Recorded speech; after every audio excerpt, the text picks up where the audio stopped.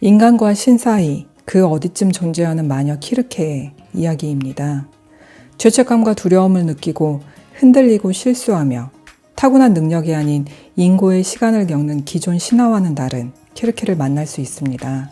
키르케는 올림포스 신이 출현하기 전 티탄 신족 태양을 상징하는 헬리오스와 ним프 페르세 사이에서 태어납니다. 바다신 오케아노스와 테티스를 외조부모로 두고 동생으로는 아이에테스와 파시파의 페르세스가 있습니다.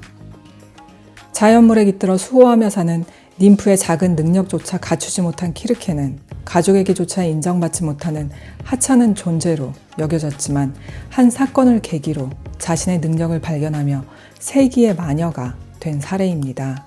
사건은 어부 글라우코스를 사랑하게 된 키르케가 그를 인간에서 신으로 변신시키며 일어나게 됩니다. 키르케에 의해 인간 어부에서 바다신으로 거듭난 글라우코스는 ним프 스킬라와 결혼을 꿈꾸게 되고 이를 질투한 키르케는 목욕물에 약초를 풀어 스킬라의 추악한 면모가 세상에 드러나도록 이를 계획하지만 머리가 6개, 다리가 12개 달린 바다 괴물로 스킬라는 변하게 됩니다.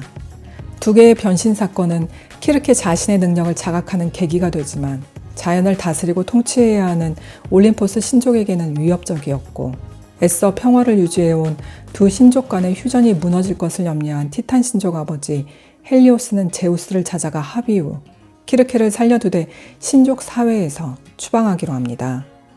아이에라는 섬에 유배된 키르케는 홀로 살아가며 긴 시간 자신의 능력을 연마하게 됩니다. 키르케는 그동안 얼마나 아둔하게 살아왔는지 나른하고 몽롱하게 하는 일 없이 편한 대로 세상을 살며 발자취를 남기려 하지 않았음도 자각하게 됩니다. 마법은 가르칠 수 있는 게 아니고 스스로 찾지 못하면 못하는 거라는 아이에테스의 말처럼 약초를 찾고 캐고 벗기고 씻고 다듬고 만들고 작업하고 계획하고 모색해 파헤치고 말려 다시 다지고 빻고 끓이고 그 위에 대고 말을 걸고 노래를 불러야 한다는 것을, 그리고 그걸 다 했음에도 실패할 수 있다는 것을 키르케는 고역 같은 마법은 머릿속에 떠올려 눈만 깜빡이면 되는 신들의 방식과는 다름을 몸소 체험하게 됩니다. 구와 신이 부딪힐 때면 을의 제물이 필요했습니다.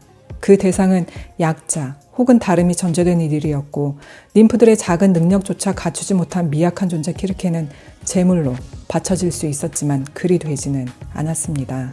추방당하긴 했지만 유배지에서 재능 연마로 소문이 나며 헤르메스, 명장 다이달로스, 오디세우스 등 역사에 이름이 올라있는 이들이 그녀의 섬을 찾게 됩니다. 키르케는 변신의 재능이 있었습니다. 그러나 몸에만 영향을 미칠 뿐 정신까지 바꾸지는 못했습니다.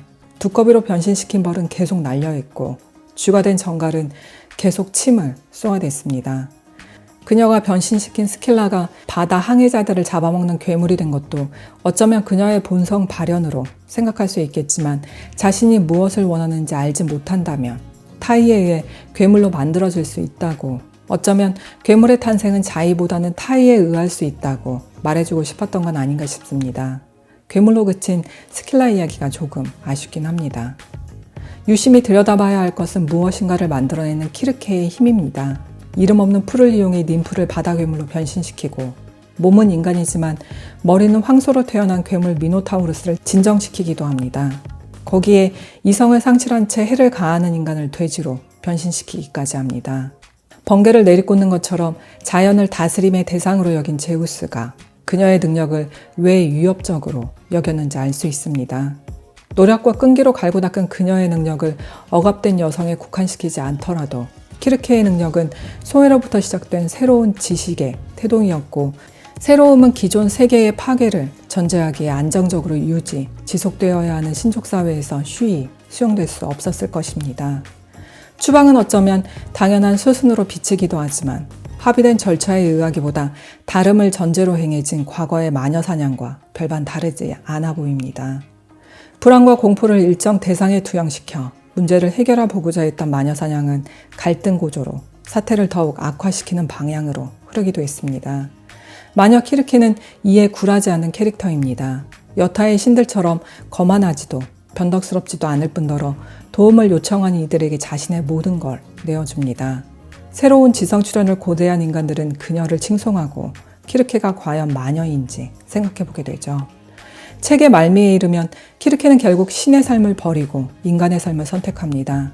전진 끝에 마녀에 이른 키르케는 과거 신의 반대말이 죽음이라 생각했지만 바뀌지도 않고 손에 쥘 수 있는 게 아무것도 없는 신적 삶을 버리고 인간의 목소리를 가졌으니 나머지까지 가져보자며 찰랑거리는 사발을 입술에 대고 마십니다. 키르케는 새롭게 태어나기 위해 스스로 마법을 건 것입니다. 역경이 필수처럼 따라붙는 인간의 삶이지만 갈고 닦는 계기로 삼는다면 이 또한 재미진 시간 아니겠냐고. 무의미한 사물들의 존재를 새롭게 발견해내는 건 마녀의 역할 아니겠냐고. 마녀의 시간은 새로움을 위해 반드시 거쳐야 하는 과정 아니겠냐고 전하는 건 아닐까요? 오늘도 무엇인가 탐색으로 새로움을 찾고 있을 마녀들의 마법이 성공적이길 바라봅니다.